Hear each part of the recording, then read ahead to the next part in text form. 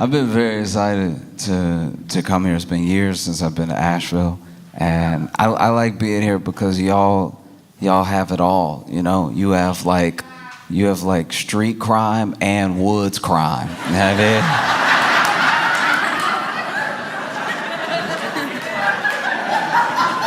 mean? You know what I mean? Like, this is one of the only places in America where a deer could get shot with a Uzi. You know what I mean? Like, y'all really moving out here. No, it's incredible. I was, last time I was here, we were on the road and we were headed to a show, and there was a dude. Okay, there's no good way to pop out the woods. I'm trying to be fair to him, right? Like, I don't know what I was expecting. I don't know how it could have been better, but there's no good way. This dude, we're passing by in the car, and, things happen fast when you're on the highway and everything, but from far away until I passed him, I see this dude pop out going,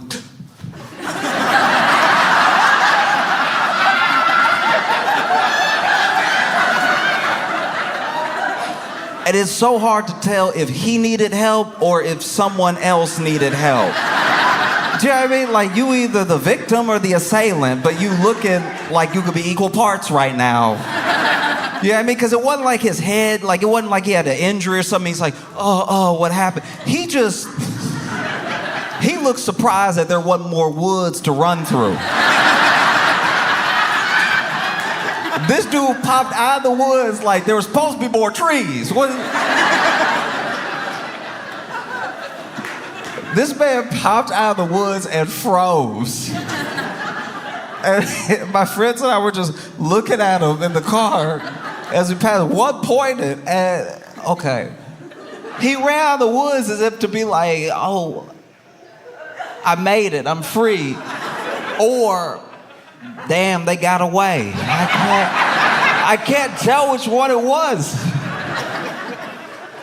No, because he was dressed. It wasn't like he was a naked man, but okay, even if you're wearing clothes, there's a certain amount of legs open that make you feel naked to other people. You know what I mean? The fact that he ran out like it doesn't matter that I have pants on right now. This is a very naked stance to take. This doesn't look, these aren't regular clothed stances. And so the fact that he ran out of the woods and stopped and was looking around, it's like, you might as well be naked because you're making us a naked amount of uncomfortable, you know? My man busted out of the woods. And, I wasn't next to him. I was in a car, thank God. I was in a car. But you could just tell from looking at him, he breathing heavy, which means he was running in the woods for quite a while. Looking around all low. Why? Just stand up. Like, do you know what I mean? There's nothing to hide behind now. So being this low, legs open, looking around, this is a much more comfortable position to look around in. This man ran out, and we saw him. Okay, so we saw when he busted out of the woods, we were pulling up, so we saw him bust out of the woods, and then one of my friends pointed, and I know he couldn't hear us. I know he couldn't hear us. Like you should know I know that. I know he couldn't hear us, and the windows were up. He couldn't hear us, right? But my friend was like, do you see that guy? And right when he said, do you see that guy? This man, I turned, I look, and he looked at me. Now, I know I'm in a moving car. He probably just looking in my direction. But I screamed like he was in the car.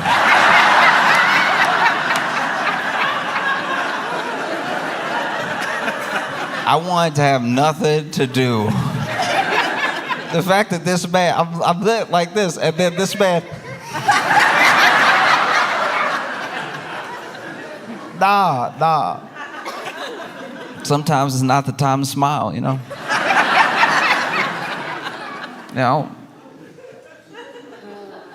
Smiling after running out of the woods, I think you are the assailant. I think that But no, it's great to be back. It's great to be back in Asheville with you.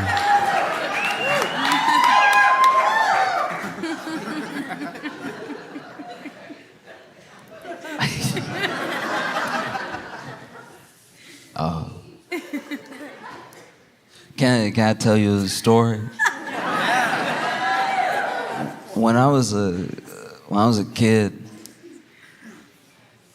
I was walking down the street, and it's funny, man. Art can save your life. It really can. Cause I was walking down the street, and there was this dude right in front of me, right?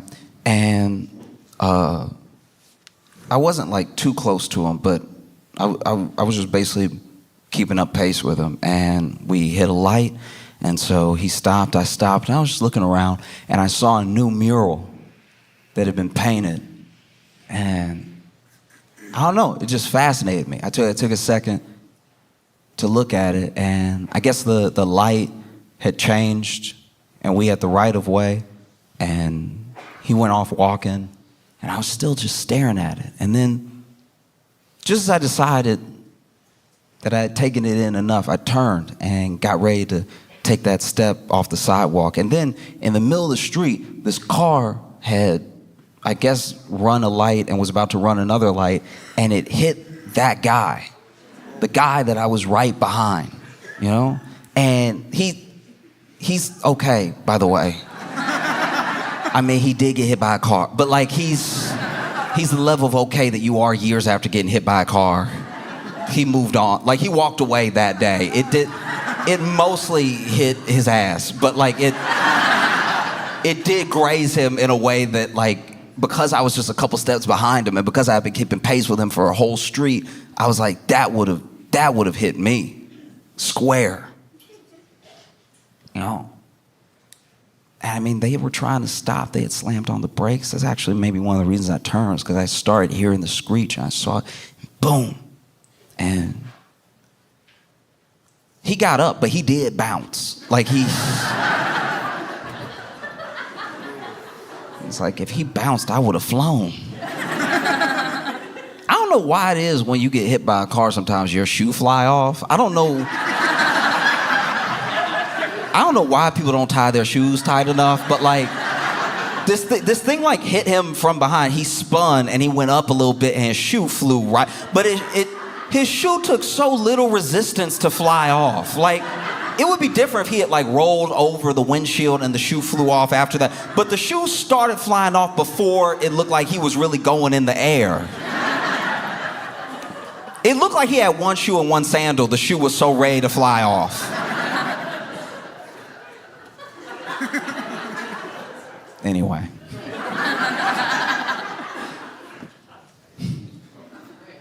I still can't get over what happened Sunday at the Super Bowl. Like I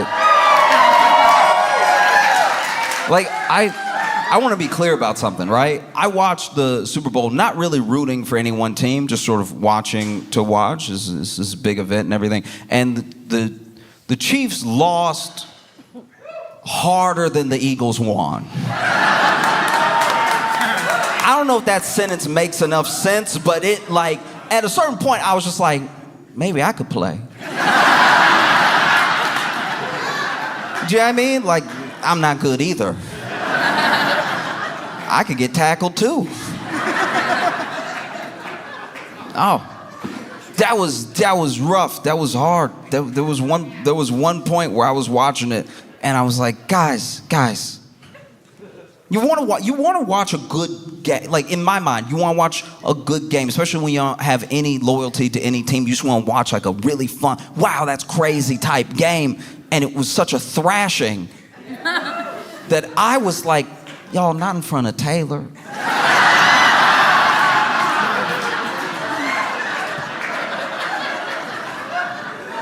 Taylor done shown up and got dressed and everything. And there was one point that they went to Taylor on the camera and they booed Tayller. I was like, what did she do? Do you know what I mean? There's nothing America hates more apparently than a woman minding her business.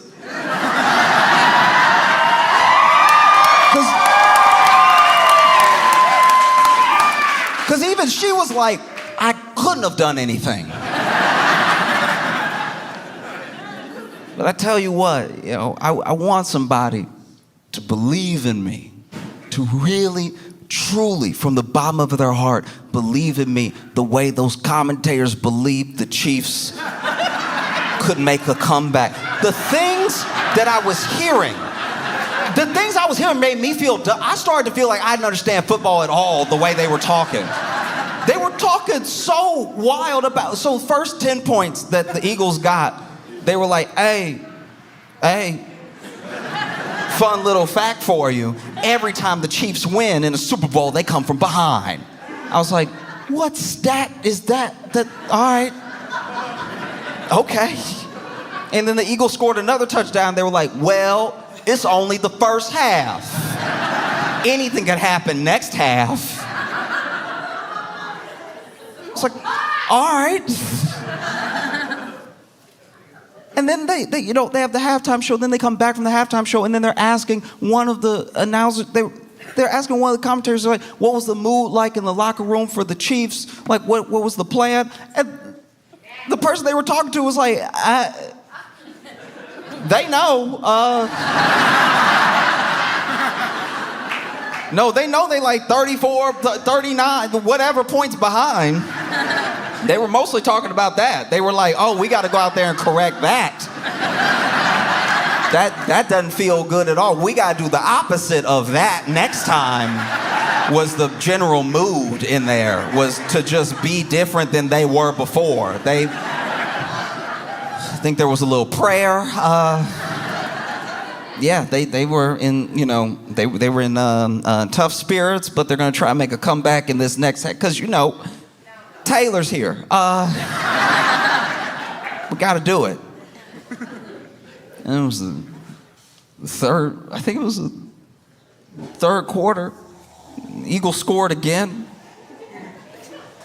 And the announcers came on, they're like, look, you never want to celebrate too early if you're the Eagles, right? Because you have no idea what these Chiefs could do. You can tell they're just trying to save the ratings as hard as possible to make it seem like there could be this 10-second comeback of 59 points or whatever they need. It was the most insane. I was like, no one has ever believed in me the way that they're like, you never know though. Even when it was the last 5 minutes, they were like, you never want to celebrate too early because that's how you can lose the game even when you are 99 points ahead, okay? It's the hubris that loses games. I'm sitting there like, do I not know how to count? Like, it's too many sevens away. I think they got it.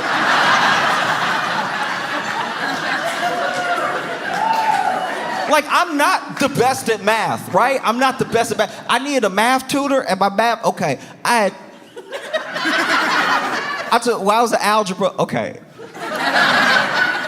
Math is like one of the only things that I really struggle with genuinely, and not like basic math, but math once it gets like conceptual, right? And so I had to take Algebra 1 twice. It's the only class in my life, I think, or maybe there's one other, but it's one of the only classes I've ever failed and had to take again, right? And so I'd take Algebra 1 twice, and I was so thankful when I finally got like a C after the second time, and then they made me take Algebra 2, and I was like, last I checked, 1 + 1 is 2. I don't know what y'all are trying to do to me, okay?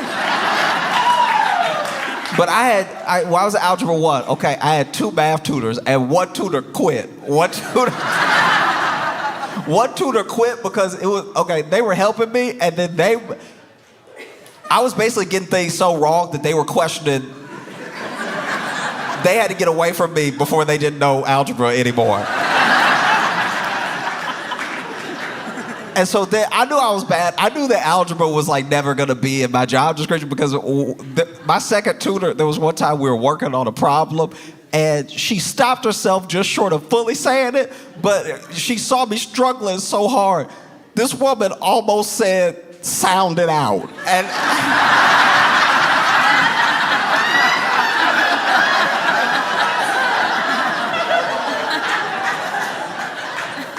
And she stopped herself, but you could tell, beneath the surface, there was this thing of I don't even know how to help right now. And don't get me wrong, I'm not judging. I hate when people look at the efforts of like elite athletes as if they're not all incredible. The Kansas City Chiefs are good. They were just bad that day against the Eagles. I throw a football like I just got an arm. So I'm not gonna be over here judging too harshly, right? It's just the way that they fought so hard. Oh no, they can pull it out. Trust me, they can do it. You know? And then my friend shared a theory with me. This was crazy. This dude told me, I was talking to my buddy David, and David said, because I told him the thing I just told you, right? I was like, I've never seen a game like that where they've tried to make it seem so even the whole time, even though the numbers were on the screen. And my buddy David said that Tom Brady was one of the ones really pushing that narrative, and he thinks that it was because Tom Brady is jaded from the fact that off of this potential three-peat, people are already calling Patrick Mahomes like a GOAT, like putting him in that conversation. And so they're like, they're basically lifting up Patrick Mahomes very quickly and very young, very like, you could even maybe say a little early in his career for the GOAT conversation. And then Tom Brady, who's obsessed with the game and gave so much of his life to it, sees that and feels some type of way. And so he was basically telling me that every time they did that, that was actually just Tom Brady digging in. And I watched some of it again, and I think he might be right. Because it was coming off hella sassy when you watch it back with that context. Like when you see Tom Brady commentating on the game, he's like, yeah, Mahomes. I mean, you never know with these Kansas City Chiefs and how good Mahomes is. Maybe he can come back from 30 points. I mean, maybe he's just that good. We don't know, right? A lot of people are calling him the GOAT. I mean, not today, but a lot of people are calling him the GOAT.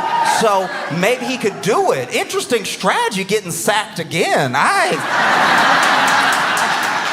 I've never seen anything, but this Patrick, he's good. He's very good. He's probably used this as a strategy to lose by so many points in the first half that he really comes back in the second half. Because he can, because he's Patrick Mahomes.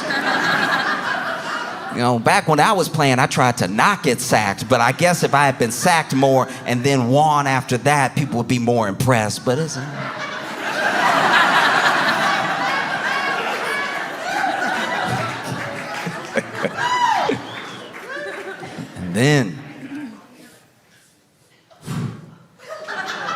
And then you had the Super Bowl halftime show.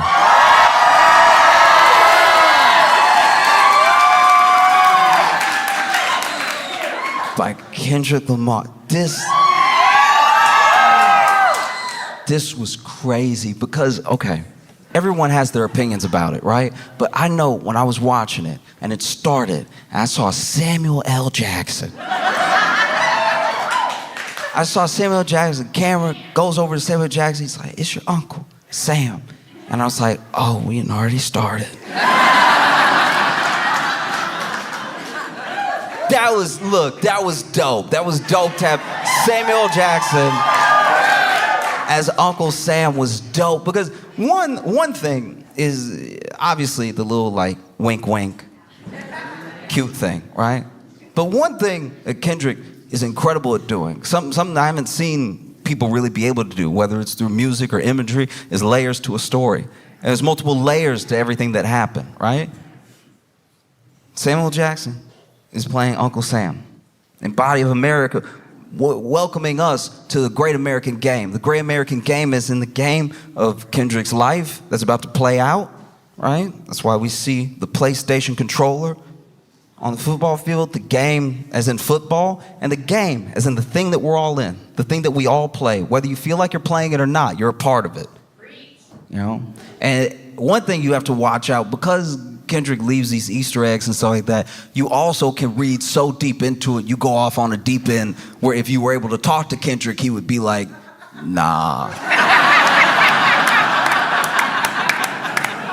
The internet is full of them. The internet is full of like, yeah, so then he had these dancers come out in red, white, and blue because Drake, okay, Because he beat Drake blue, and then you gonna see red because we beat him so much that the red comes out and Drake is white. Like, I think that's a very misguided take. But you can get there. It's very easy to get there. You start searching, hunting, trying to read into every little thing. And if you're not careful, yeah, you go off on some deep end. That's not what anybody intended, you know? And this dude says it because that's the other thing. He sets you up with some pretty fire lines that make you start digging. He specifically says, you wouldn't get the picture if I sat you for hours in front of the Louvre. So now even I'm digging. I'm like, oh, okay, yeah, the Louvre. All right. Drake is Canadian, French Canadian, the Louvre.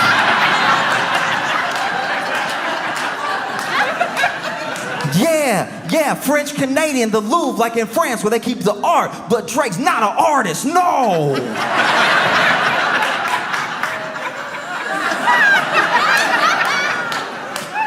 No, that might not be it. That might be, that was dumb, my bad. And so he does the snippet, some people are calling it bodies, and then he does Squabble Up, and out of nowhere, after Squabble Up, Samuel Jackson comes out again, no, too loud, too reckless, too ghetto. One of the things that if you've been black in America at any point you've heard about yourself, whether you overheard it from people talking behind your back or it was told to your face, too loud, too reckless, too ghetto, there's something wrong with you just being yourself. You know? And it's delivered by Uncle Sam. Right? I don't know, when I go to like a new place, one time my friend was asking me, because I travel so much, he's like, how do you know how racist a place is when you go there? You know, don't you think about it? I was like, yeah, I think about it. You know, if you're black and you travel America, you think about it a little bit. And I was like, you know, this is the way that I know. I'll just go to like a West Elm or a Patagonia or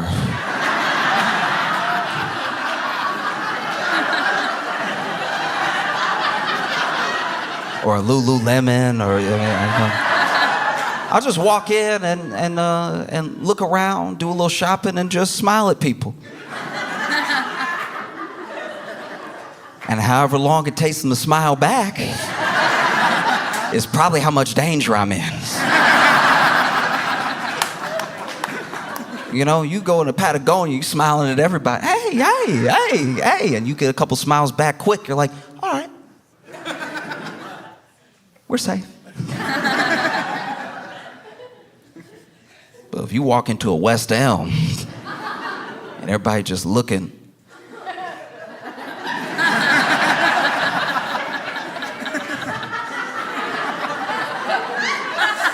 looking at each other too. No, you say something. Somebody finally approaches. They're like,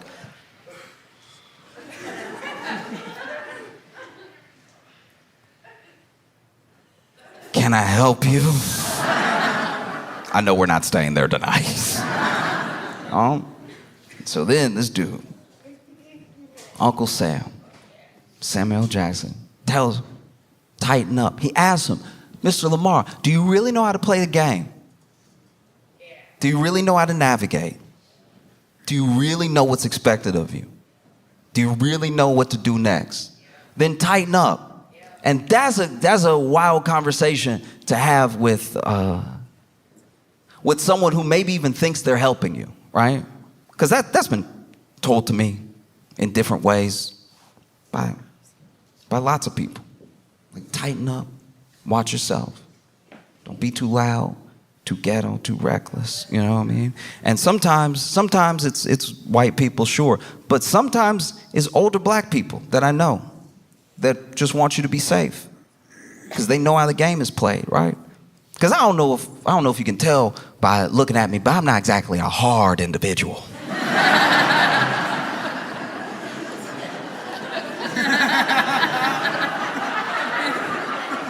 Do you know what I mean? Like, I'm not, you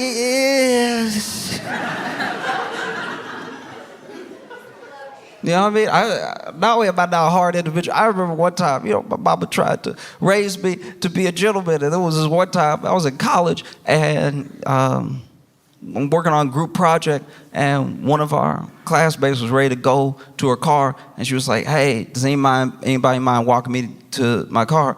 And I was like, yeah. And then she was like, does anybody mind walking us to my car?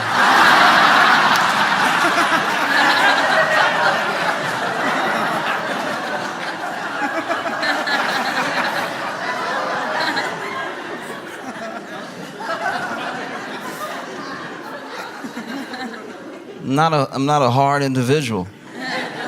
I'm smiling at everybody. Literally, I use the smile test. That's how I know if a place is safe or not. I smile. I make myself open, right? I show. I'm no threat.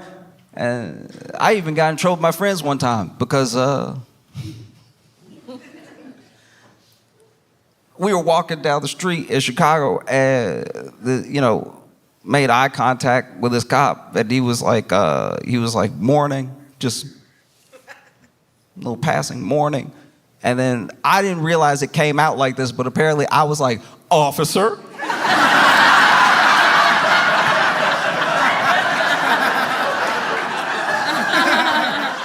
I don't remember it like that, but apparently that's how I sounded. My friends were very upset with me. One of them said I said it like I was welcoming him home. I thought I just said, officer. Apparently I was like, officer? So once again, I'm not a hard individual. So if I've got the speech, if I've got that speech, tighten up. That's too loud, that's too reckless, that's too ghetto. If I got it, damn. There's no end to the game that you can try to play with respectability politics. You can either be yourself or you can't. And if you can't, then to whatever degree that you can't, doesn't really matter. Do you really know how to play the game? Then tighten up. Goes into Man at the Garden. And Man at the Garden is one of those things. It's a refrain. I deserve it all. All these things, right? And he's on the block. And you see these boys on the block, so black. Gold teeth, dreads, everything. And then they scurry. They see Uncle Sam coming. Uncle Sam walks up. Kendrick's already walked off. And he says, oh, you brought your homeboys with you. Okay, little culture cheat code. Turns to the camera and says, scorekeeper, deduct one life. And some people didn't hear it. Apparently the mixing wasn't great for everybody. So there were some people whose review of Super Bowl halftime was pretty bad, and some people thought they were just being haters. But no, genuinely, depending on where you watched, it depended on the mix that you heard. So there were little things that Kendrick said that either went over people's heads, they didn't quite hear, music was too loud, too soft, whatever.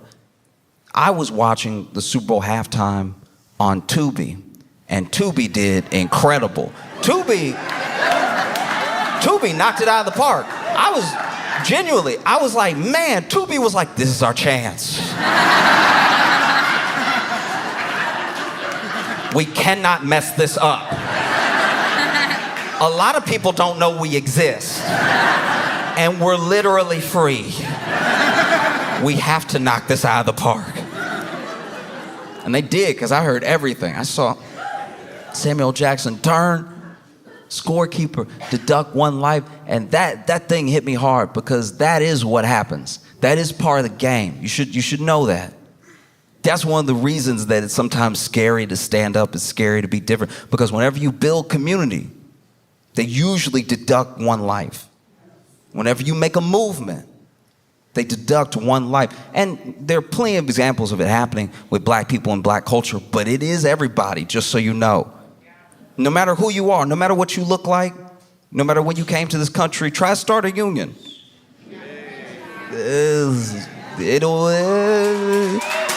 And look, it might not be you. They might miss. But it is what happens. Deduct one life. And it's wild to hear Samuel Jackson deliver that line, because Samuel Jackson was an usher at Martin Luther King's funeral. Right? Like, Samuel Jackson used to be way more militant. And I'm not saying he's not now. I'm just saying, like, back in the day, he was about that action. He'd lock you in a room and wait till you came to your senses. So then they go to Peekaboo. I don't know, it's just funny to me what character just played Peekaboo.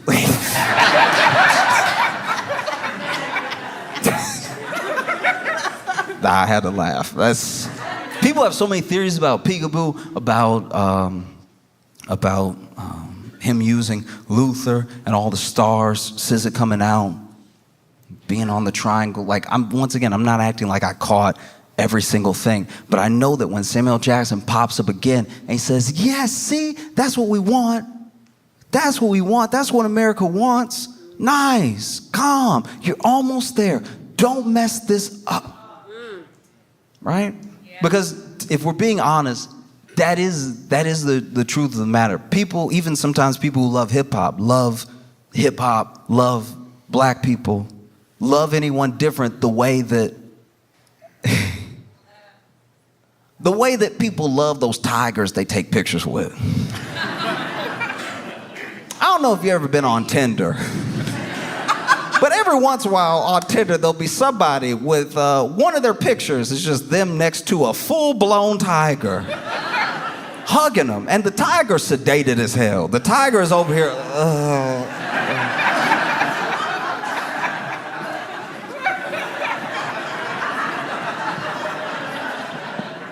And they're over there hugging its neck like they're in the Jungle Book. Like, we have to protect these beautiful animals, all right? We have to preserve their way of life. Oh, shoot him again. Shoot him again in with the dart. He looked like he was opening his eyes for a second. So sweet, so gentle. Deep down, they're just gentle creatures. Shoot him again. He moved. That leg. I don't like what that leg doing. Looked like he gonna get up. And that is how people sometimes, prefer their hip-hop, prefer their protests. Why can't you just do it sedated? Why can't you just tone it down a notch, right? And then he plays Not Like Us. And people lose their minds. I loved him. I loved him playing it because of what he said when he started it, 40 acres and a mule, this is bigger than the music. They tried to rig the game, but you can't fake influence. That's wild. If you really think about those lines in any context outside of the Super Bowl, outside of Drake, the song, Not Like Us, everything, they still stand all on their own. How many of us feel like we're in a rigged game? And it was beautiful to watch Not Like Us get played on that world stage, Drake tried. He tried his best. That dude tried his damnedest. Not only did he try, that dude went to Australia. Not only was he not in America, he was under the earth.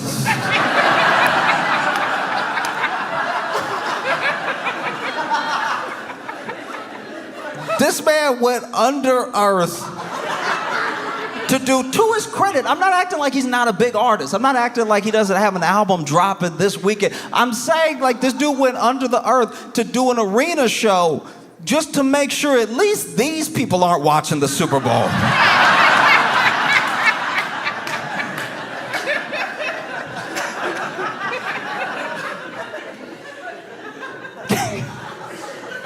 Can you imagine? You go to that Anita Max Win tour. You paid extra for tickets. You pretty close, and you get a little curious.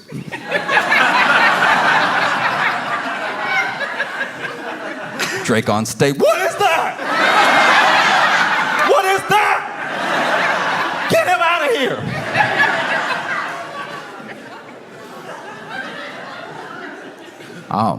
Then, you had that dude. That dude performed Not Like Us. When I was like 2 years ago, I went to visit my friend. Now, my friend had a baby years before that. By the time I met his kid was 5, because we hadn't seen each other a really long time. And cutest kid. It's crazy that my friends are having kids because I can see, you ever see somebody who looks so perfectly like a mix of their parents? You see perfectly both of those people in this new person. And we were supposed to hang out all day, and he went and we were in the kitchen, and he grabbed something for us to drink. And so he had poured himself an almond milk, poured kid something, was like, "Will you want anything?" I was like, "Oh, I'll just take that." And then poured me some. He's like, "I'm gonna just go ahead and get changed. I'll be right back." He goes upstairs, and now it's just me and his kid. And I'm like, "How you doing?" He's like, "I'm good." And it's crazy because he even had I'm just meeting this kid, but he already had my buddy's mannerism. Just that shoulder thing. "I'm good." It's exactly like his dad. "I'm good." And it's like, "Oh, okay. You having a good day?" He's like, "Yeah." You know, it's like, "You excited? I think we're gonna go to the zoo or something." He's like, "Yeah, sure, I'm excited. Be fun, you know." And then he turned around and he knocked my milk over.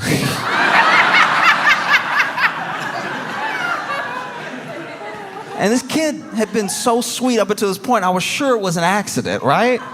Until he turned to me and he was like, "I spilled your milk."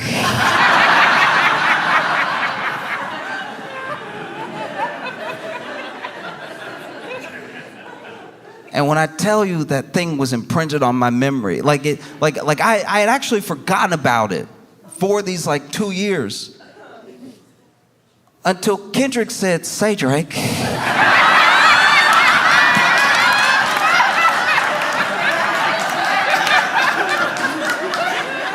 Kendrick Lamar has an incredible smile, but he always seems to use it for dastardly deeds.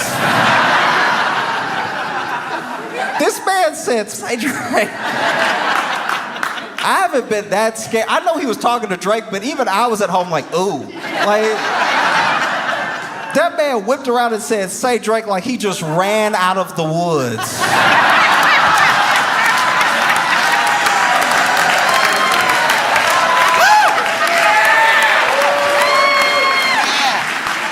Oh, that was crazy. That was insane. "Say, Drake." And then you see a glimpse of Serena.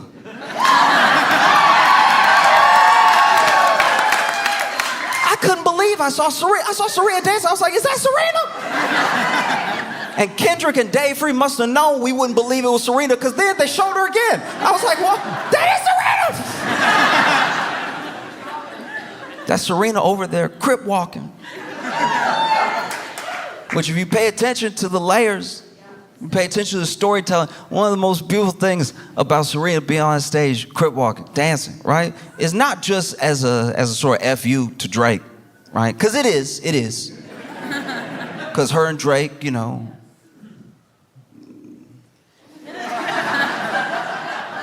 And then Serena moved on, and Drake couldn't handle it. A lot of people think that Kendrick Lamar is Drake's kryptonite, and he really isn't. Drake's kryptonite is a woman who's moved on. Do you know what I mean? Like, there's nothing that Drake hates more than a woman minding her business.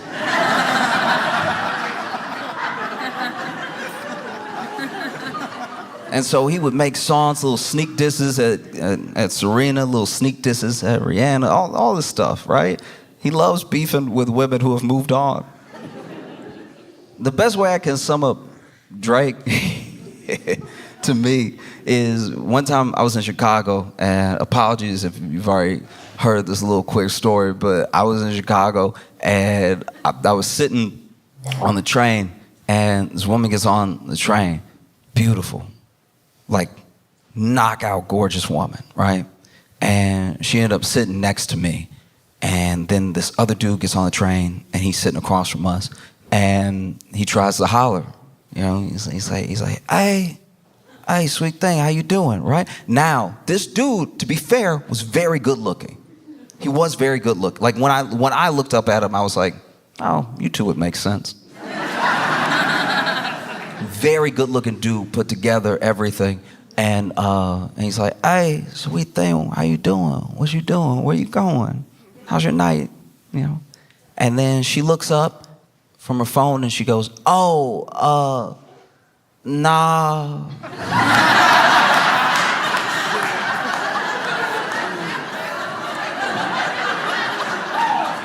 And I hated that I was sitting next to her because I had to turn all the way around.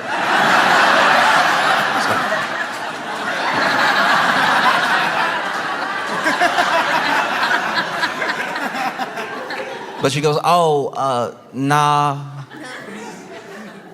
And he just sits there. Sits there for like, maybe 40 seconds. And then train doors open. And he looks at her and he's like, you can't hurt me. And then he got off the train.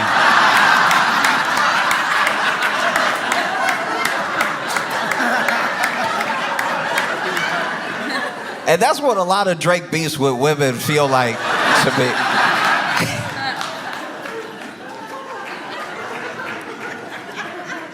Because the layers of Serena Dance is not just like this FU to Drake. Is one, also, we're playing the game, right? We're all part of the game.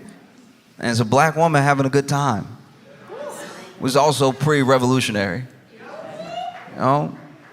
And if you follow Serena, and if you follow tennis, you'll know that when she did the same dance at Wimbledon, they came for her hard. They said it was too loud, too reckless, too ghetto. And now she's doing it in front of the world.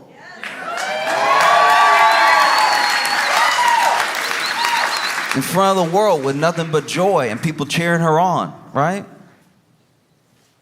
Giving us full circle moments. I thought that was so dope. You know? I even tried to do it. I hurt myself. I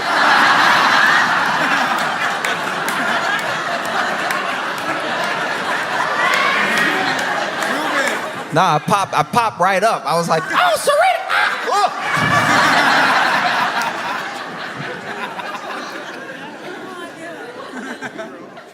And I think that one of the most revolutionary things you can do is just have joy.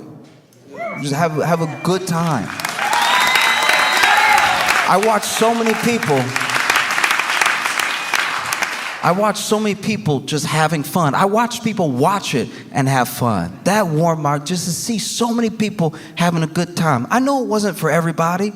I know there were some people that thought it was boring, they didn't like it or whatever. And he said ahead of time, you wouldn't get the picture if I sat you for hours in front of the Louvre. So it may not be for you, and that's okay. But I watched so many people have such a good time. It was dope, you know? And it's more than fitting. It's a blessing. It's an honor to talk with you about this, about black music, about black joy at the Orange Peel in Asheville, North Carolina, a place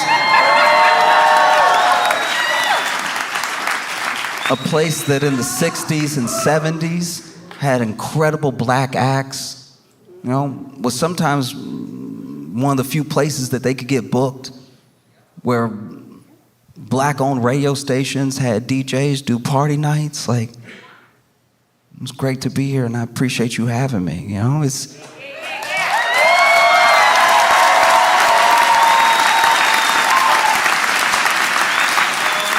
I think that for the most part, when I think about the halftime show, and when I rewatch it for the 100th time, and there were so many people that were critical of Kendrick. It should have been more. He should have done more. He should have gone up there, been more militant. He should have done this. And it's like, look. Can I just tell you?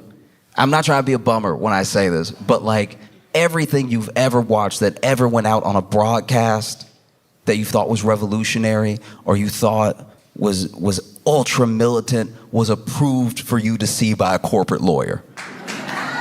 Like all of it was, you know? In fact, whenever a moment gets through that's not that thing, that person usually faces swift consequences.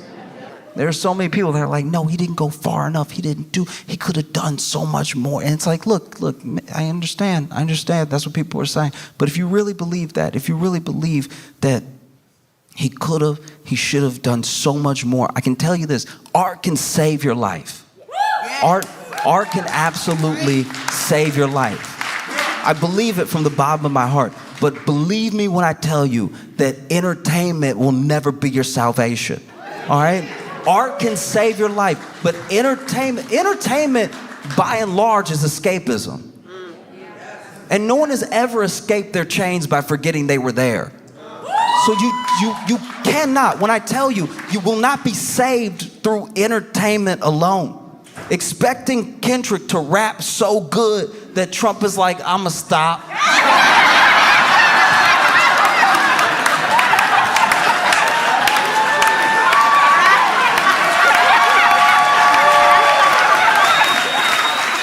Like, be serious.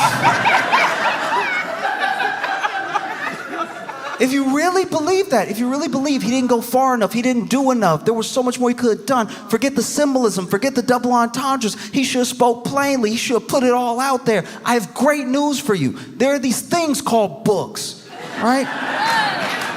There's these things called books, and every revolutionary that the government was scared enough to murder, almost all of them wrote one before they died. And they're so confident that you won't read it, they have it for free at the library.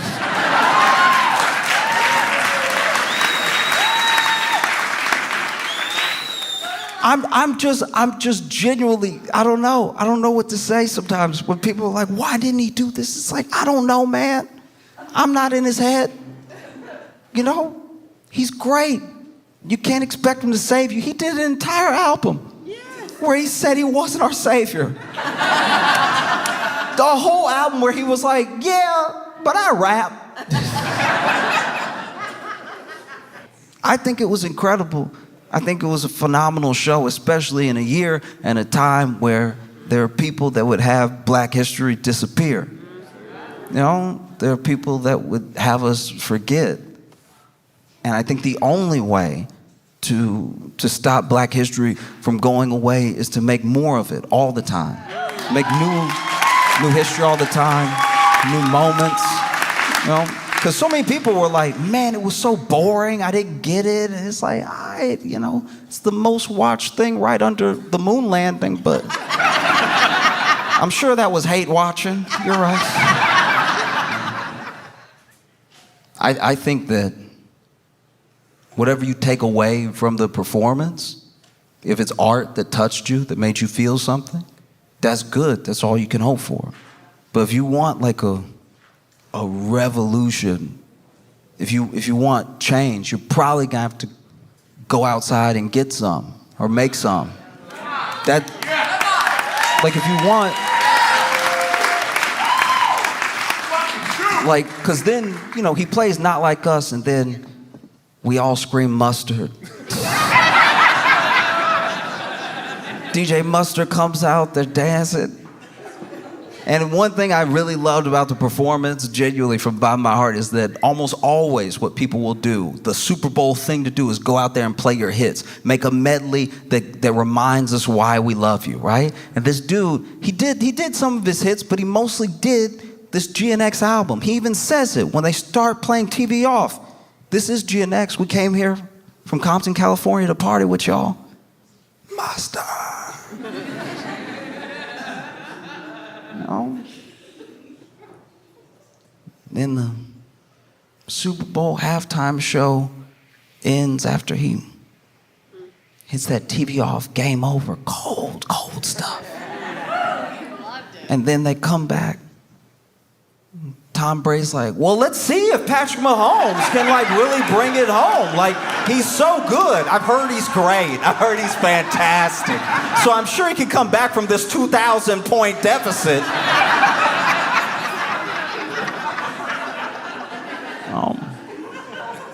No, for real though. If you want change, art can save you. Entertainment will never be your salvation. And so if you really want to see a different neighborhood, a different country, a different world, you probably have to turn TV off.